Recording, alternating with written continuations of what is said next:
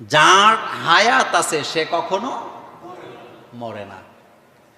আপনি ইন্ডিয়াতে একটা বিমান, বিশাল বোয়িং 787, বিশাল এক বিমান দুর্ঘটনা ঘটল, দেখছেন না আপনারা? উড্ডয়নের 10 সেকেন্ডের মধ্যে বিপদে পড়ছে, মাটিতে আসার সুযোগও পায় নাই। বিমানটি প্রথমে একটা বিল্ডিং এ পড়ছে, এটার থেকে স্লিপ খেয়ে আরেকটা বিল্ডিং এ গেছে, ওইটার থেকে আরেকটা বিল্ডিং এ গেছে। পুরা বিমানে জ্বালানি ভর্তি ছিল, মাত্র উড্ডয়ন হয়েছে, এখনো জ্বালানির খরচ হয় নাই। যত লোক ছিল সব মারা গেছে, অসংখ্য দেহ খুঁজে পাওয়ারও সুযোগ নেই। কিন্তু এখান থেকে একজনকে বাঁচায় দিছে কে? আপনি কি চিন্তা করতে পারেন? একটা বিমানের একটা অংশ বাকি নেই, জলে সারখার হয়ে গেছে।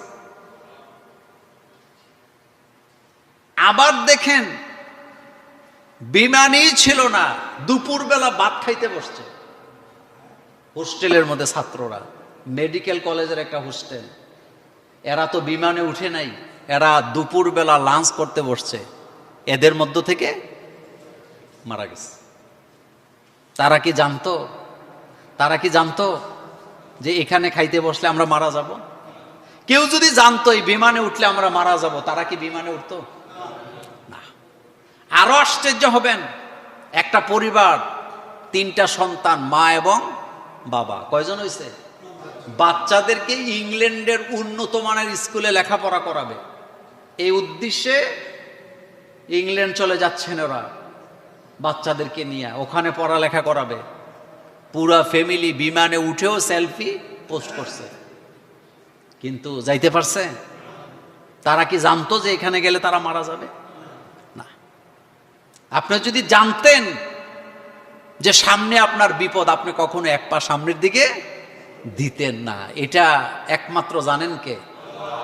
তাহলে জীবন মরণ এটা কার হাতে? এই ফয়সালাটা কার? আল্লাহ পাকের হাতে।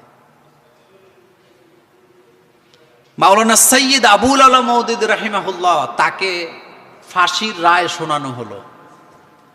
ফাঁসির রায় মানে তো মৃত্যুদণ্ড নাকি? মরা।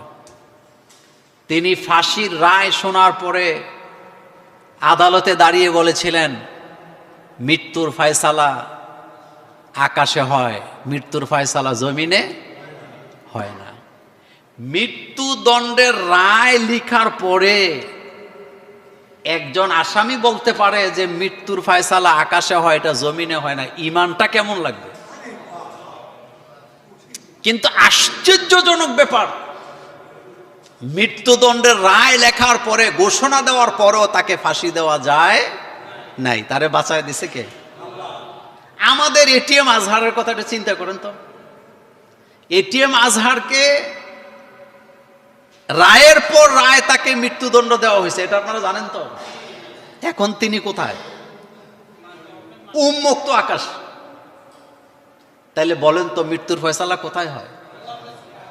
আকাশে হয়। আকাশে হয়, এটা জমিনে হয় না। এই জন্য আল্লাহ রাব্বুল আলামিন বলছেন,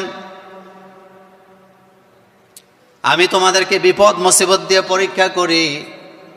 সন্তান অসুস্থ হইলে আল্লাহকে গালাগালি করে এমন মা বাপ আমাদের সমাজে আছে না? না, খবরদার, এটা করবেন না। বাচ্চা অসুস্থ হয়েছিল বেশি বেশি আল্লাহরে গালি দেখ, আল্লাহ তুই বুঝি আমার সংসারটাই সহ দেখলি, তুই বুঝি আমার ছেলে মেয়েরই দেখস, এরকম বলেনি? চিন্তা করছেন কত বড় তহমত দেওয়া হচ্ছে রবের রবের রবের প্রতি।